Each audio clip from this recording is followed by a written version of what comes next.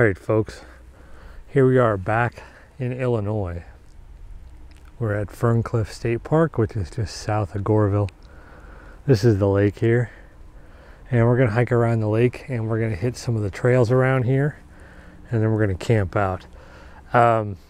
So far, I have found that because it's Veterans Day tomorrow, the park office is closed. And the camp host, who was oh so friendly, has basically said I don't need a permit, so I can camp for free, which is nice. Typically camping would be $8 for a backpack inside. And we got fishers out here, some people coming to take some pictures. They're carrying tripods and the colors are pretty nice. So let's start hiking around here because it's chilly. It's about 34 and there's a wind.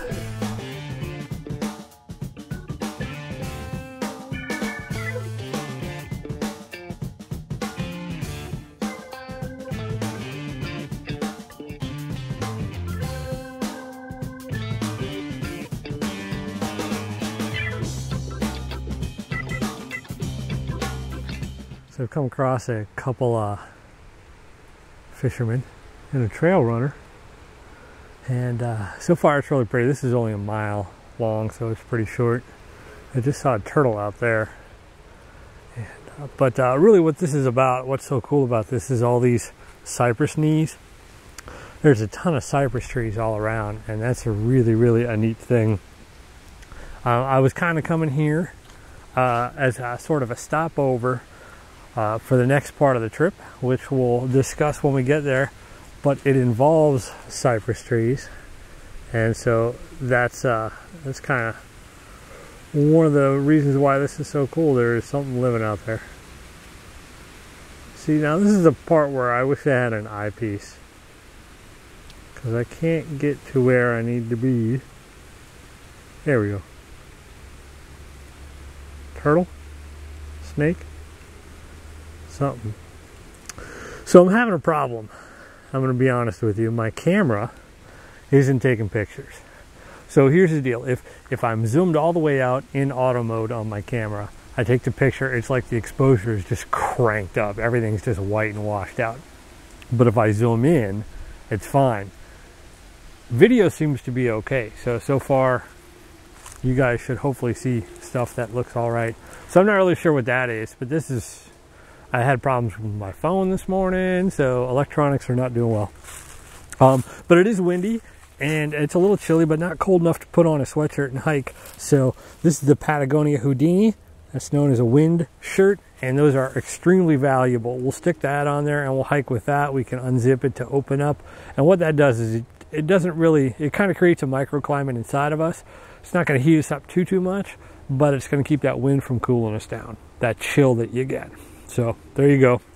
Some tips on this beautiful fall day. Look at those colors over there. That's fantastic. All right, guys. So over here is the Big Rocky Hollow Trail, I think. I'm so confused. I'm taking pictures of the signs with my phone, no less. And I'll put them up here. But there's a big rock up there. And this is listed as 1 mile out to a waterfall. So I don't know if the waterfall will be going or not.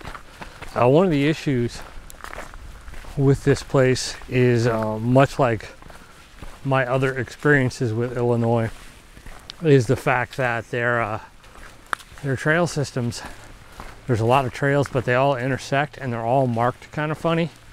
And this one is very confusing. The brochure that they have lists no mileage at all. It doesn't list any degree of difficulty. When I looked up Ferncliff on the website, the Illinois DNR website, there wasn't any information. I was able to look at the brochure, and once again, it was just a PDF of, I guess, the printout that they have at the office, but the office is closed. So, you know, issues. But that is really pretty. You look at that, the beautiful color yellow here on these trees, and one big giant massive rock. Get the sun out of your eyes. That's real pretty. That's what we're out here to see. Look at this fungus. There's a fungus among us. So anyway, I'm hoping to kind of find my way around. I was looking for the old Boy Scout trail, and apparently that is not this. So it was supposed to come off that loop, and I'll see if I can't take a picture of the map and kind of show you where we're at. But the old Boy Scout trail looks like it goes up and connects up to the river trail, and then I could follow that south and connect up to number 10, which is like the Happy Hollow Horse Trail or something like that, and that would bring me back over the road, and I just walk up to my car and kind of make a loop out of it. But I think this one's an out and back. There's rocks on the other side too, big rocks. This is the stuff that like Garden of the Gods has, you know, so it's really kind of cool to see. Anyway, I'm gonna stop babbling and keep walking. Ooh, there's a campground. Oh, you know, this goes out to, I bet you that trail goes up to the campground, which is up there. And that's the Deer Creek campground, I believe.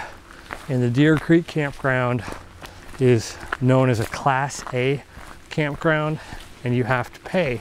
Of course, today, I don't know if you'd have to pay or not, but they do have flush toilets up until the almost the end of November. I think it's the third Saturday or something like that of November. So keep that in mind if you're coming out to camp in the winter. You may be stuck with a vault and a frozen buttocks. All right, guys, so we made it to the end here. There's a little bridge right there, and you cross over. Uh-oh, here comes more people. But there was a couple people down here climbing around. I suspect that when the water's flowing, this is really super cool, and you'd be able to walk behind it right up here. You know that Aboriginal folks definitely were using this area for something. It's really cool how it's light on that side where the sun is, and then you come over here and it's like, you know, the pit of Mordor. Yeah, a little bit of water running over here. But yeah, this is really pretty. This is the kind of cool stuff that Illinois has around the Garden of the Gods and in this area. Lusk Creek as well. So let's head down to the next trail and see what's going on. So back to the parking lot. There is the wonderful little loop. You go that direction, you get to the big hollow, whatever it was called. All right, so we've come to a fork in the road. So over here we have the Hawks Cave Trail at 1 mile, difficulty easy. Over here we have the Rebman Trail, 0.5 miles. Looks like a loop, difficulty easy. And then this looks like an out and back. This is the Gourville Boy Scout Trail, and that is listed as 0.4 miles, difficulty steep and difficult. So I think I'll hit the 2 easy ones and then go straight up the Gourville one, because I swear that one was right next to the river. So maybe we'll be able to see a connection to the river. Oh, I saw a woodpecker. All right, let's get hiking. So I'm guessing this is Hawks Cave, perhaps. The trail does sort of a loop, splits around. There's a nice little bridge right down over there. All this foliage is, those yellows are really cool. When I did I think it was the Lusk Creek section, and I don't remember what adventure that is, but it was, I went from Garden of the Gods to Lusk Creek and back. I came through an area that had all those yellow leaves, and it was just like walking into something out of Lord of the Rings. I mean, it was just crazy. I suspect, though, that you'll find snakes in here. This was definitely probably a useful asset to the local people. Of course, people have made fire rings in here and graffitied on the walls. So I guess the local people have made use of it now. But kind of cool. Nice little crack there, just waiting to fall off. kind of a neat place. The trails are fairly easy, so I think it would be a good spot to bring your kids, you know, who aren't looking for a 10-mile adventure, and they just, you know, you can stop at the car, because there's like what, 4 trails right there that are about a mile each.